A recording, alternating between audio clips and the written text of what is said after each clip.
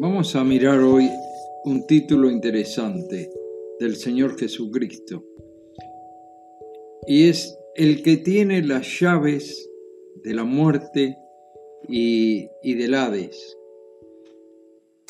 Este nombre aparece en el libro del Apocalipsis, en el capítulo 1, verso 18, y nos lleva a pensar que el Señor, el que venció a la muerte y a Satanás mismo, dice la Escritura: así que, por cuanto los hijos participaron de carne y sangre, o sea, de esta vida terrenal que tenemos, esta vida física, Él también participó de lo mismo, para destruir por medio de la muerte a aquel que tenía el imperio de la muerte, es a saber, al diablo.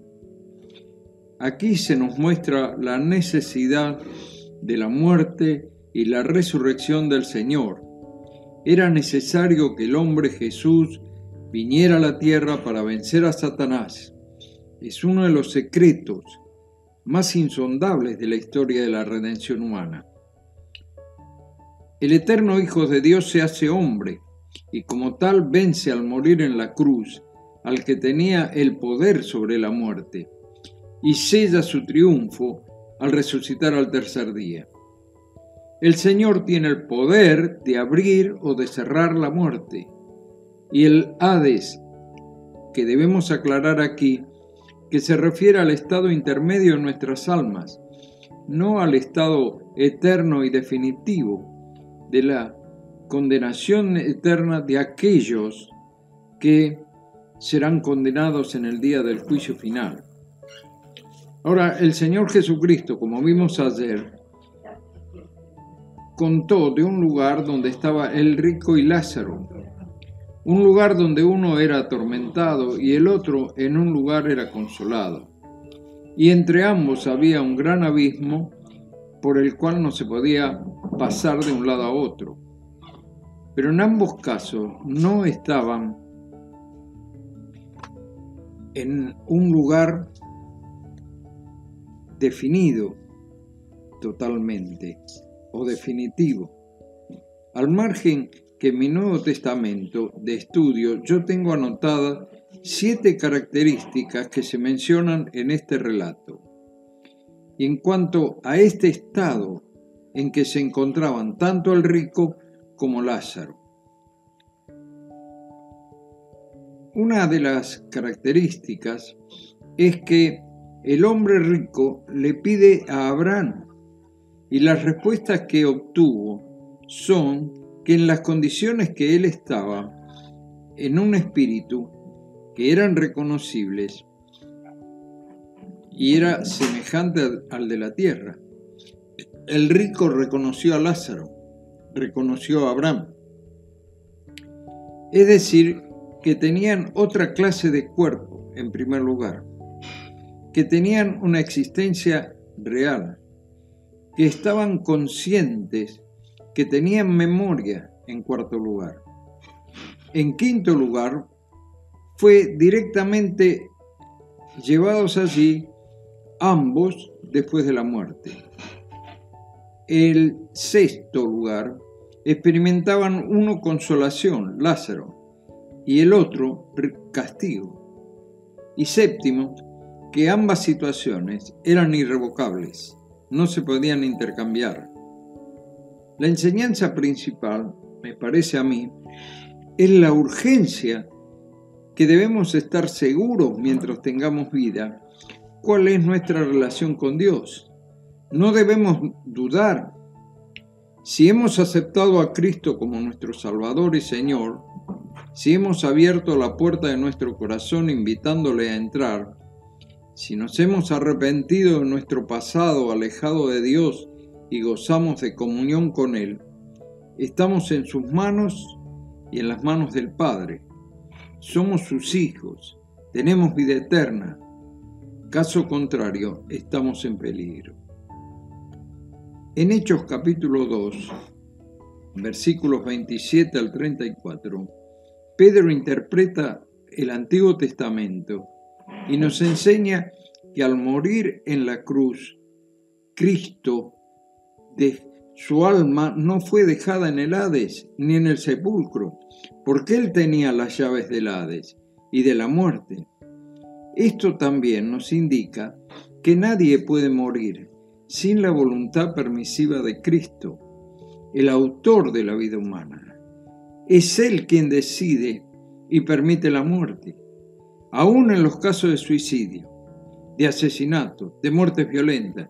No hay nada que ocurra en este sentido sin que Él abra o cierre la puerta de la muerte o de la vida. Como decíamos días atrás, Dios tiene todo el control en sus manos, aún de la vida de los pajaritos que nos visitan en nuestro jardín. En nuestro caso, podemos decir con el escritor bíblico: antes que te formase en el vientre, te conocí, y antes que nacieses, te santifiqué, dice Dios, y te di por profeta a las naciones. Esto está en Jeremías 1:5.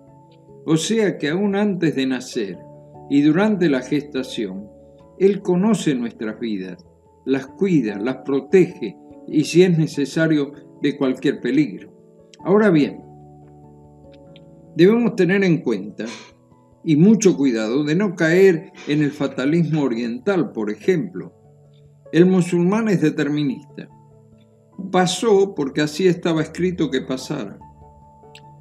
Yo no puedo hacer nada, ni siquiera soy responsable de mis actos, dicen ellos, porque así estaban predeterminados, preestablecidos. A la luz de múltiples enseñanzas de las Escrituras, cada uno de nosotros somos responsables de lo que decidimos a cada instante. No hay predeterminación. Si lo que existe son consecuencias en el mundo físico, entonces también en el mundo espiritual. Si decidimos arriesgar, por ejemplo, nuestra vida al subir una montaña, lo haremos sabiendo el riesgo de muerte que esto puede traer aparejado. Si nos morimos, no podemos decir, bueno, así estaba escrito, porque nosotros lo hicimos como un acto de nuestra libre voluntad. Con la vida espiritual pasa lo mismo. Dios nos da la oportunidad de aceptar o rechazar la invitación que nos hace. Por ejemplo, venid a mí todos los que están trabajados y cargados, y yo os haré descansar. Mateo 11:28. Damos gracias al Señor por haber escuchado su invitación hace tantos años. Muchos de los que estamos leyendo o escuchando estas meditaciones devocionales, podemos unirnos para alabar a Dios, porque no nos ha defraudado. Porque a pesar de nuestras propias flaquezas, Él ha sido fiel y en todo momento ha estado a nuestro lado, transitando estos días tan difíciles de tanto dolor y muerte. A nuestro alrededor nos rodea la muerte.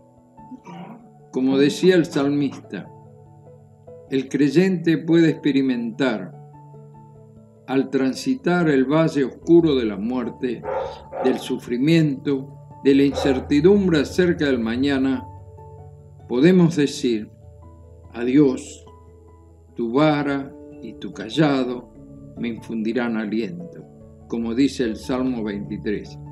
Que el Señor nos ayude a poner nuestra confianza en aquel que tiene las llaves de la vida, de la muerte y del Hades, el mismo Señor Jesucristo. Confiemos en Él y que Dios nos guarde en este día. Será hasta mañana, si Dios quiere.